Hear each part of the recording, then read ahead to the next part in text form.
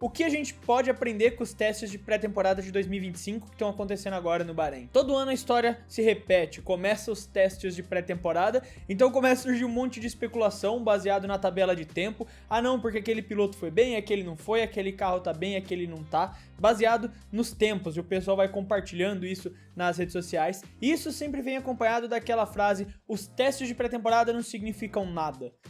E os dois lados da história estão, de certa forma, errados. Claro que você não pode se basear única e exclusivamente na tabela, lá o que está acontecendo nos tempos dos testes de pré-temporada, porque eles não necessariamente significam quem está mais rápido que quem, que equipe está melhor que qual, mas ao mesmo tempo você também não pode dizer que eles não significam nada. Eles podem trazer conhecimentos, eles podem trazer coisas e principalmente observar os carros nas pistas pode trazer muita coisa pra gente ter essa noção do que tá acontecendo para a temporada de 2025. Uma coisa muito comum nos testes de pré-temporada é o sandbagging, que é um termo mais comum lá fora. Mas basicamente o que significa o sandbagging? Seria quase como dizer o lastro aqui no Brasil, que é quando você tenta disfarçar a real performance do seu carro colocando um peso a mais ou tirando um peso, dependendo do que for. Isso é muito comum na história da Fórmula 1, tanto para um lado quanto para o outro. Várias equipes ao longo da história tentaram mascarar sua performance real nos testes para conseguir, por exemplo, patrocinadores. Você tinha equipes mais lentas que tiravam peças do carro, colocavam menos combustível nos testes para eles sempre ficarem no topo na tabela de tempo e assim conseguir mais patrocinadores, vendendo essa ideia de que na verdade eles eram uma equipe de ponta. Ao mesmo tempo que muitas equipes de ponta já buscaram esconder o próprio resultado, como aquela história famosa que tem da Ferrari de 2004, quando os engenheiros fizeram os primeiros testes com a F2004, eles ficaram assustados e acharam inclusive que estavam quebrando o regulamento, que eles tinham feito alguma coisa errada, porque o carro estava muito mais rápido do que eles previam que ele estava na verdade. Tanto que inclusive o próprio Jean Todt falou para fazer um carro falso, um carro decoy, para correr nos testes de pré-temporada e disfarçar o verdadeiro carro deles quando a temporada começasse. Porque eles tinham essa noção de que o carro estava tão mais rápido que o resto, que era melhor nem colocar ele inteiro nos testes, porque isso poderia levar as equipes a já começarem a copiar o mais cedo possível. Então tem muitas dessas histórias para os dois lados, de que nos testes as equipes não necessariamente mostram sua verdadeira potência.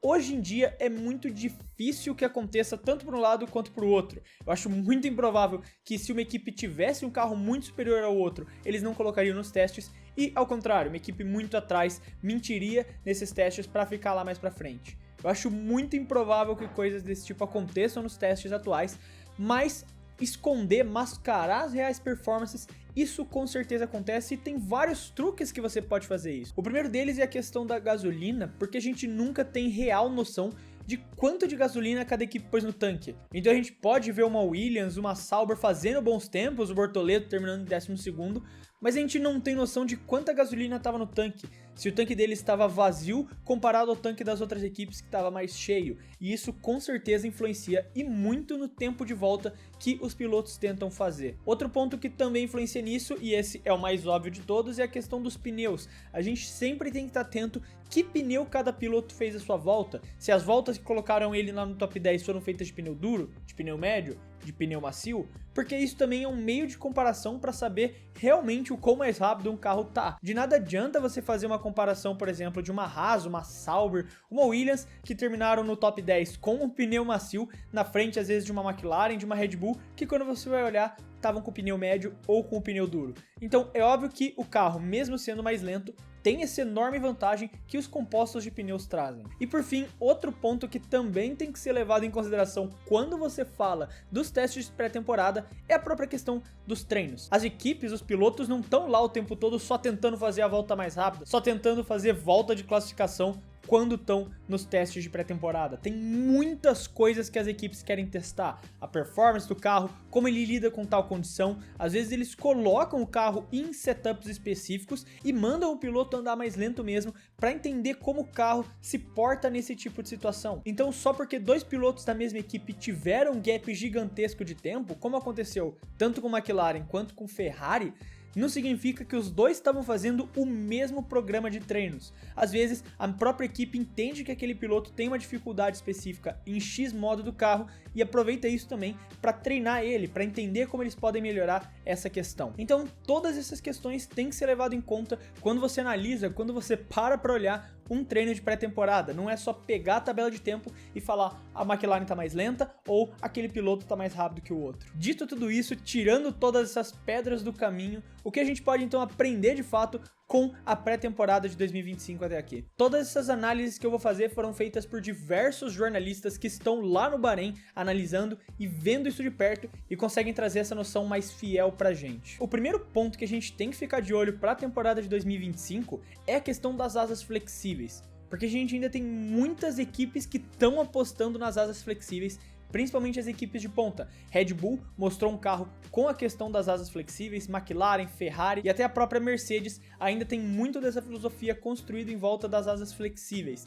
E a partir do GP da Espanha, as equipes não vão mais poder ter elas, as Flex Wings, vão ter que ser muito mais rígidas do que os modelos atuais. Então vai ser muito interessante ver a evolução ao longo da temporada e como o pelotão vai se mudar a partir do GP da Espanha, porque lá, quando a gente chegar nessa etapa, todas as equipes vão ter que colocar essas asas dianteiras mais rígidas e isso pode mudar muito a dinâmica das equipes. Uma equipe que tá bem, que tá liderando, pode sofrer muito com essa mudança, assim como uma equipe que tá mal, que não tá conseguindo se adaptar a esse regulamento, pode melhorar muito após a mudança das asas flexíveis. Em relação à própria Red Bull, que é uma das equipes que está usando isso, uma coisa muito interessante de notar é que eles mudaram poucos detalhes em relação ao RB20. Você pega que tem alguns detalhes ali na questão dos side pods e nas asas traseiras, mas fora isso, são alguns outros detalhezinhos, como também uma pequena asa ali no halo, mas nenhuma grande mudança em relação ao carro, nenhuma grande mudança visível em relação ao carro de 2024. E no final da temporada a Red Bull estava começando a ter um crescimento, então talvez a equipe tenha encontrado essas formas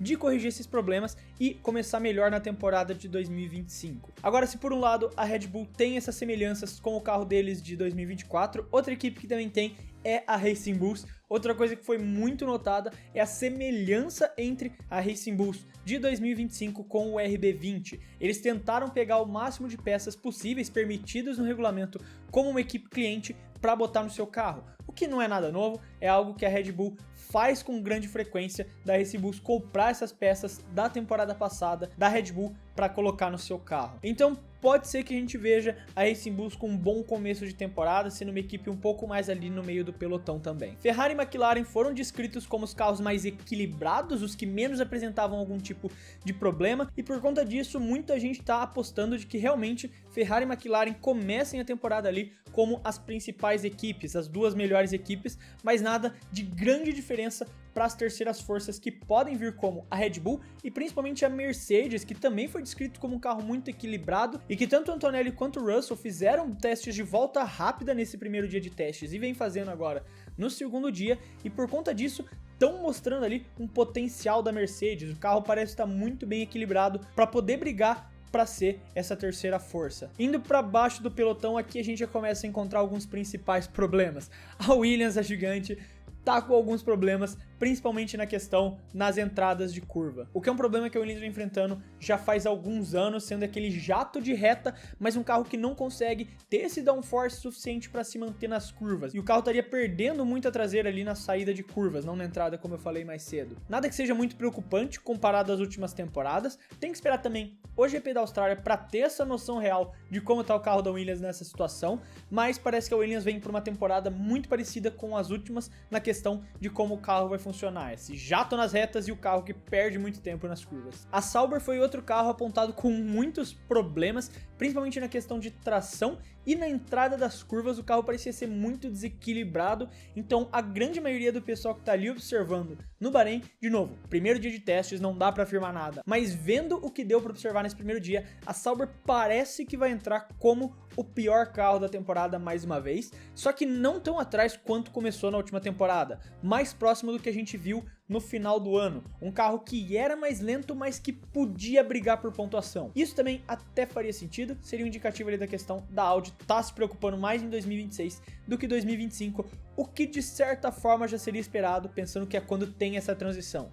Então não deve ser um ano brilhante da Sauber, pode brigar por alguns pontos em algumas etapas, mas o foco da Audi, o foco com todo esse projeto é que em 2026 eles entrem já como uma equipe de meio de pelotão. Então 2025 ainda pode ser um ano bem abaixo, que talvez a gente ainda não veja tanto o Bortoleto brigando por pontos, espero estar errado nessa daqui. Agora, outros dois pontos de destaque que eu acho válido trazer aqui é a questão da Haas, que foi trazido como uma incerteza. A grande maioria do pessoal que tá lá no Bahrein não conseguiu tirar muitas conclusões da Haas, a real velocidade, principalmente depois do primeiro dia de testes, que parece que eles não estavam jogando toda essa força que eles poderiam jogar. Talvez essa percepção mude conforme os testes vão avançando, mas hoje a Haas é a maior incógnita e não dá para saber de fato aonde eles estão, se eles estão focando nessa temporada, se eles estão buscando preservar o carro esse ano para poder focar em 2026 e entrar melhor no novo regulamento, aproveitando dessa parceria técnica com a Toyota.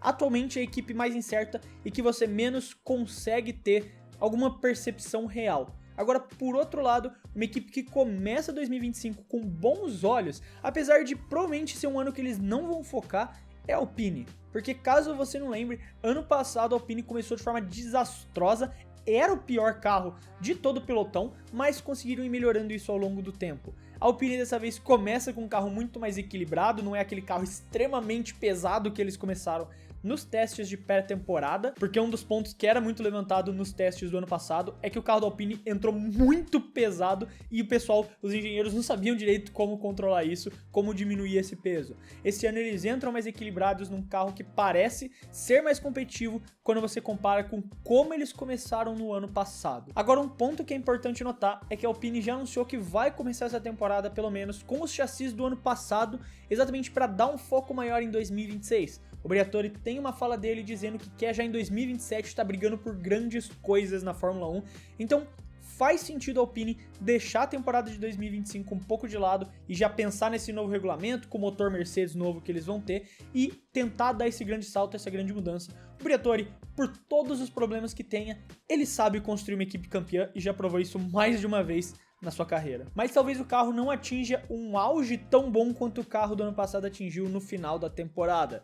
E, inclusive, isso também pode ser uma ferramenta para queimar o próprio Jack Durham. Um carro ali abaixo da média, que não consegue brigar tanto pelas pontuações, vai ser uma métrica maior para separar um piloto como o Gasly do Durham. A gente sabe que quando o Briatore tem uma ideia, ele vai fazer tudo por ela. E o que dizem os principais jornais hoje lá da Europa é de que o Briatore quer a qualquer custo colocar o Colapinto. Ele não vai ativamente sabotar o Durham, mas vai fazer o que tiver na mão dele para tornar a vida do Durham mais difícil, queimar o nome dele e assim ele poder subir o Franco, que é quem ele quer colocar na equipe, tanto por questão de habilidade quanto por questões financeiras que o Colapinto traz, que o Durham não consegue trazer. Mas aí tá, é isso que de fato dá para aprender com os testes de pré-temporada atual. Eu quero saber a sua opinião, não esquece de deixar ela aí nos comentários. Se você gostou do vídeo e quiser ajudar o Clube da F1, você pode fazer isso se inscrevendo no canal, que ajuda muito a gente a poder continuar produzindo esses vídeos aqui pra vocês. E também aquele lembrete, se você quiser ajudar a gente de outra forma, você pode clicar aqui embaixo no botão Seja Membro. A partir do mês de março, que eu vou dar um upgrade no computador aqui e vai chegar um equipamento novo, eu vou começar a postar alguns vídeos exclusivos pros membros, um bate-papo mais simples, mais casual, falando sobre Fórmula 1. Então a partir de março a gente vai ter isso. Se você já quiser apoiar o clube, você pode fazer isso agora, se tornando membro, clicando aqui embaixo no botão Seja Membro. Eu quero deixar um abraço pra você que ficou até aqui e até o próximo vídeo.